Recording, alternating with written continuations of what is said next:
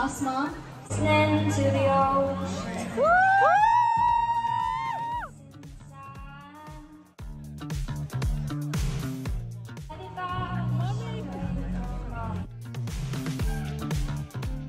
I'm so proud of my little sister.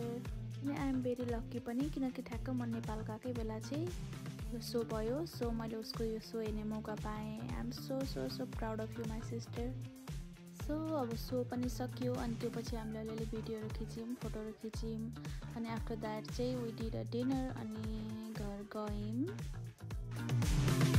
चाहिँ अब next day start भयो होइन. त्यसको लागि चाहिँ बिहानै हामी ब्रेकफास्ट घरमा गऱ्यौँ अनि लन्चको लागि चाहिँ भाइ र म बाहिर गयौँ अनि त्यहाँनिर फुडहरू आउन अलिक टाइम लाग्यो. सो अलिअलि टिकटकहरू बनायौँ अनि लाइक यस्तो भन्न त मिल्दैन होला होइन. तर आई थिङ्क मैले अहिलेसम्म मेरो लाइफमा खाएको वर्स्ट मोमो चाहिँ यो ठाउँमा खायो होला कि सी मोमो यस्तो वर्स्ट चाहिँ कहिले पनि खाएको थिइनँ होइन.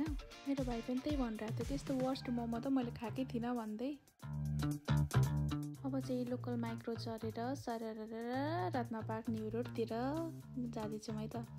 हामी चाहिँ घुम्दै घुम्दै पिपल्स प्लाजा पुग्यौँ होइन. म चाहिँ पिपल्स प्लाजा अगाडि पहिला एउटा त्यो दहीपुरी पाउँथ्यो होइन. पहिला म त्यो साथीहरूसँग कतै जान्थेँ अनि त्यहाँनिर गएको तर अहिले त्यो रहेन रहेछ.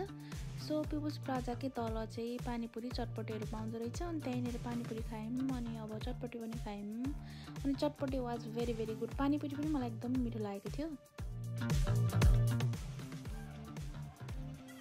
अनि दिनभरि यताउता कुदेर लास्टमा चाहिँ हामी केएफसी पुग्यौँ.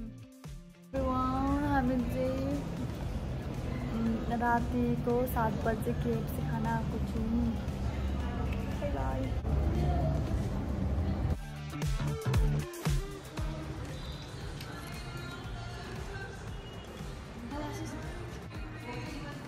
कस्तो छ त आशिष? दामी.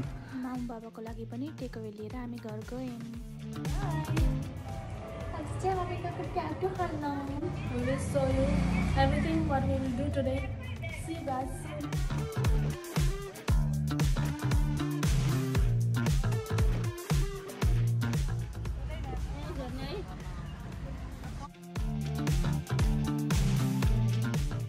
चाहिँ ट्याटु स्टुडियो खोज्दा लास्टमा ट्याटु स्टुडियो नै भेटेन होइन. पुरा बौद्धतिर घुम्यौँ अनि त्यो बेला चाहिँ दसैँको बन्द भइसकेको थियो कि अनि त्यो पछि के गर्ने भइरहेको थियो है.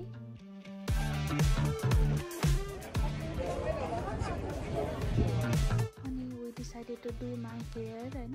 हेयर सेलोन चाहिँ खुल्ला रहेछ and then we went there अनि मैले हेयर केराटिन गरेँ and then we are back.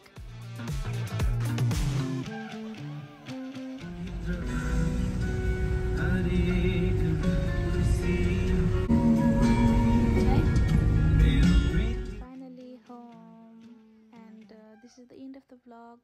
Thank you for watching everyone.